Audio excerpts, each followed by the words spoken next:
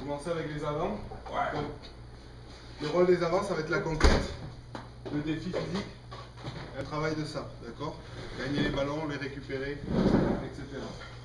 Donc, parmi ces avants, on va commencer par le pilier. Vu que c'est la clé de voûte de la mêlée, donc c'est un défi direct, c'est la première ligne. Généralement, ils sont leveurs en touche aussi, d'accord? Ce qui ne nous empêche pas de participer au jeu. Le pied gauche, ce qu'on appelle la tête libre. Généralement plus agile, endurant, manière de ballon, technique et truqueur. D'accord? Pour un pilier gauche qui pousse droit, j'ai jamais vu ça. Voilà, sur la touche. Un pilier droit est costaud, puissant, parce qu'il doit subir la poussée des deux, d'un talonneur et du pilier gauche. Généralement, il est guerrier. D'accord? Donc, quelqu'un qui va passer super sur le terrain. Continue. Le talonneur, numéro 2, on appelle ça le poste clé, d'accord? Sur le terrain de rugby, il y a le talonneur, c'est le numéro 8, 9, 10 et 15. C'est la colonne vertébrale de notre équipe. Donc c'est le patron du 5 de devant, il va commander la mêlée, l'introduction, il lance en touche, il talonne en mêlée. Et généralement, il peut avoir deux rôles différents. Soit il va être très caisse, il va jouer comme un troisième pilier, soit il va être beaucoup plus coureur, il servira comme quatrième, troisième ligne. Seconde ligne. Vraiment, c'est des poutres, c'est les grands costauds. Poussent derrière la première ligne en mêlée, sautent ou lèvent en touche.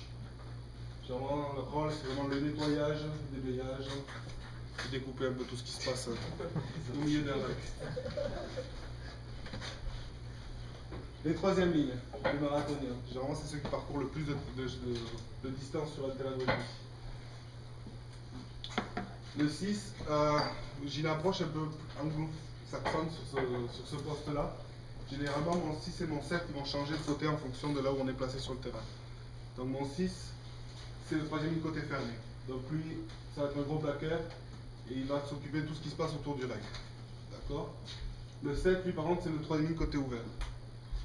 Il doit être très beau plaqueur, rapide pour pouvoir aller plaquer au large, c'est lui qui va les couvrir avec les trois quarts.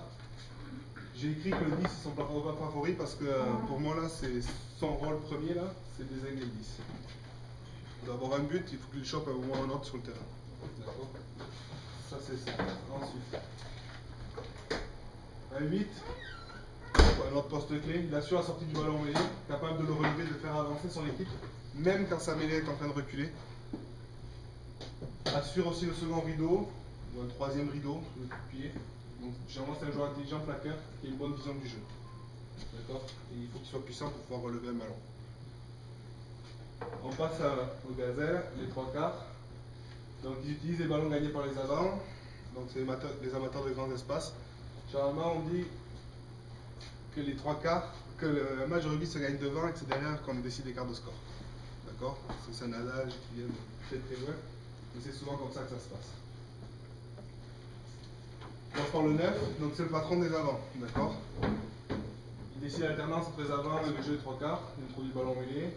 Soit habile, intelligent, roublard. En général, c'est un casse-couille sur le terrain. D'accord? Mais il faut vraiment que ça soit le commandant. Il faut qu'il soit respecté par ses avants, puis c'est amené n'importe où, que les avants ferment leur gueule quand le 9 a décidé quelque chose. Ensuite, le 10. Donc, le chef d'orchestre, il analyse la défense adverse, décide de l'attaque adéquate, comme ce qui se passe devant lui. Il va commander les lancements de jeu. Il faut qu'il ait un bon esprit d'analyse, une bonne vision du jeu. La prise de décision, très importante pour lui. Puis généralement un bon pied pour pouvoir déplacer le jeu, pour se libérer. Ensuite on passe au centre, 12-13. Généralement je fonctionne avec un premier centre perforant, fixateur. Donc il doit être rapide mais puissant, capable de resserrer une défense pour créer des espaces sur les extérieurs. Et en plus il faut qu'il soit bon plaqueur parce que c'est généralement là que ça se passe quand on est en 3 quarts. Le 13 par contre lui c'est plus un joueur d'évitement. Il va bénéficier des trous que va lui apporter le 12. D'accord? Le 12 va fixer et le 13 va pouvoir utiliser ces espaces-là. Il est inventif, spontané, rapide, avec de bons crochets. D'accord? Sans oublier la défense, bien entendu. Ensuite, les ailiers.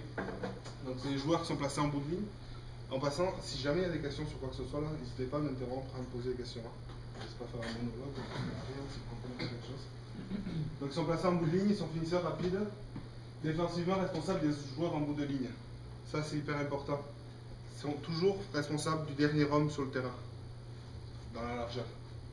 Parce que si jamais ils reviennent vers l'intérieur, on laisse l'extérieur, il n'y a plus personne qui peut aller chercher l'attaquant, on est mort. La différence entre les deux ailiers, l'ailier gauche est souvent le plus rapide, gros finisseur, capable d'éliminer les adversaires avec un crochet en cadrage et bordement. C'est celui qui est sur le côté du bon côté du terrain, côté de la passe. Donc il va recevoir beaucoup de ballons et il faut qu'il finisse. C'est pour ça que l'ailier droit est généralement plus puissant que le 11, parce qu'il va falloir qu'il s'intègre beaucoup plus dans la ligne, vu que les ballons vont arriver beaucoup moins souvent de ce côté-là que du côté gauche. Et enfin l'arrière, donc le dernier rempart, il faut qu'il soit capable de recevoir un ballon de volée, un ballon haut, pour pouvoir rassurer un peu tout le monde et qu'on n'ait pas de problème. Donc il est responsable de la contre-attaque au niveau du troisième rideau, ça on le verra par la suite. Les contre-attaques, ça intercale dans la ligne pour apporter un surnombre. Et puis il sert aussi pour placer ses partenaires. S'il voit des espaces, c'est lui qui voit tout le jeu.